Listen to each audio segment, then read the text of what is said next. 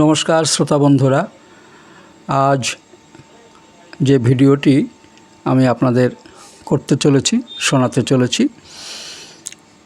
সেটি সারদা মায়ের একটি কথা নিয়ে একটু বিশ্লেষণ করব, আলোচনা করব। সারদা মা বলছেন যে তার ইচ্ছা ছাড়া গাছের পাতাটিও নড়বার জো নেই। তো এই কথা কি আপনি বিশ্বাস করেন যে তার ইচ্ছা ছাড়া গাছের পাতা নড়বে না, সূর্য উঠবে না, চন্দ্র উঠবে না, তারপর নিজের জীবনে আমাদের তার ইচ্ছা ছাড়া কোনো কাজই হবে না? এ কথা কি আমরা কতখানি মানি? এই প্রশ্নটি যদি করা যায়, বেশিরভাগই দেখা যায় যে এই কথাটাকে আমরা ঘাড় নেড়ে মেনে নিই। হ্যাঁ, সত্যি তাই, তার ইচ্ছা ছাড়া কিছুই সম্ভব নয়। কিন্তু কার্যত কিন্তু আমরা সেটা মনে রাখতে পারি না। আমরা আমাদের নিজেদের মতোই করি, নিজেদের চেষ্টা, নিজেদের উদ্যোগ, এগুলো আমাদের কিন্তু সম্পূর্ণ আমরা বজায় রাখি। আমাদের নিজস্ব মেধা বুদ্ধির জন্য একটু গর্ববোধ করি,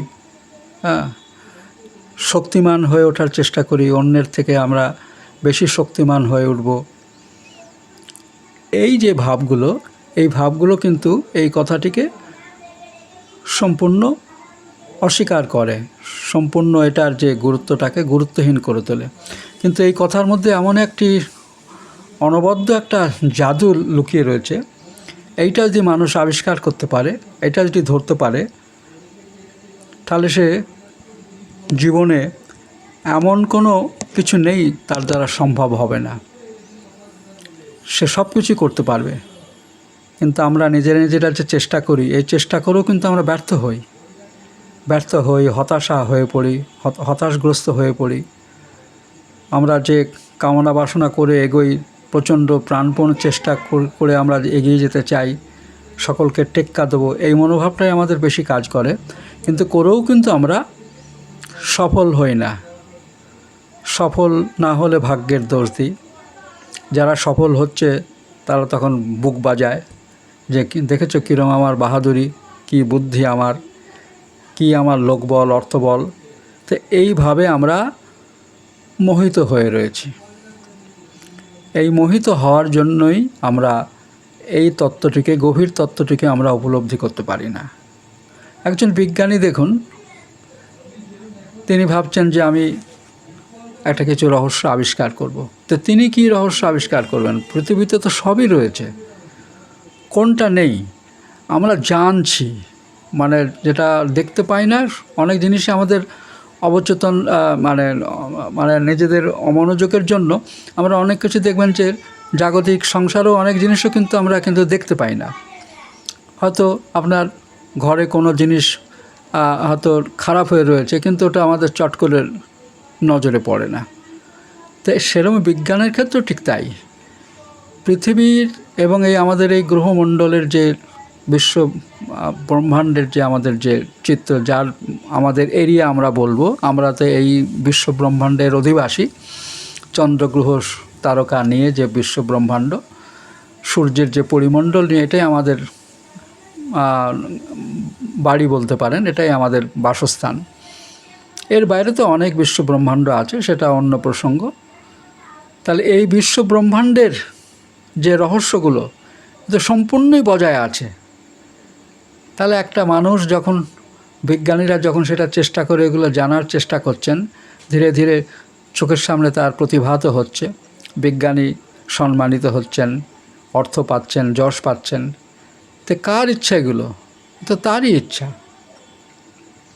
কিন্তু আমাদের এইটা একেবারে হৃদয় দিয়ে অনুভব করতে হবে। এটা শুধু কথার কথা নয়, লেকচার দিয়ে বলে এলাম, কিন্তু আমি নিজেই দেখা গেলো এই বিশ্বাসে বিশ্বাস করি না, বা আমার নিজের যে স্বাতন্ত্র্যবোধ, সেটা প্রতিষ্ঠার জন্য ক্রমাগত আমি লড়ে যাচ্ছি, অন্যের সঙ্গে যুদ্ধ করছি, নিজের ভাইয়ের সঙ্গে যুদ্ধ করছি, নিজের পরিবারের সঙ্গে যুদ্ধ করছি, বন্ধু বান্ধবের সঙ্গে যুদ্ধ করছি।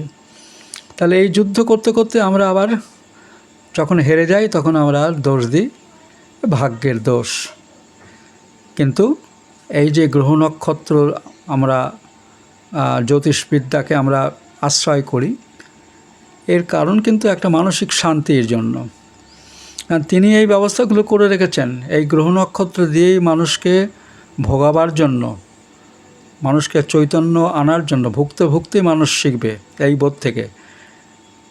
জ্যোতিষের পরও একদম দৃঢ় বিশ্বাস যেটা যদি থাকে, সেটা জ্যোতিষের প্রতি বিশ্বাস নয়, সেটা হচ্ছে তিনি সবের কর্তা, তিনি আমাদের সমস্ত কর্মের কর্তা, তিনি আমাদের সমস্ত কিছু নিয়ন্ত্রণ করছেন। এই বোধটা যদি আমরা শয়নে স্বপ্নে যদি স্মরণ রাখি, তাহলেই কিন্তু আমাদের প্রকৃত জ্ঞানের অধিকারী আমরা হতে পারব। জ্ঞানী কিন্তু সেই পদার্থবিদ্যায় কি রসায়নবিদ্যায় কি ইঞ্জিনিয়ারিং বিদ্যায়, সেটা একটা বিদ্যা, কিন্তু এগুলো জ্ঞান নয়।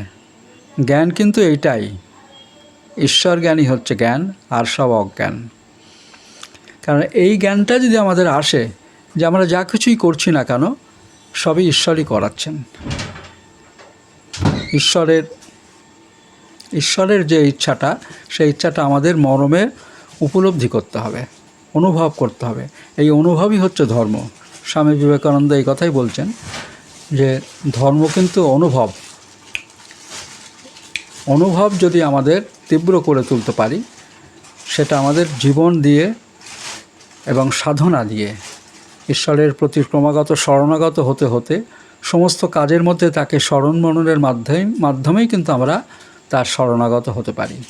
শরণাগত একটি শব্দ নয়, শরণাগত কিন্তু একটি শব্দ মাত্র নয়,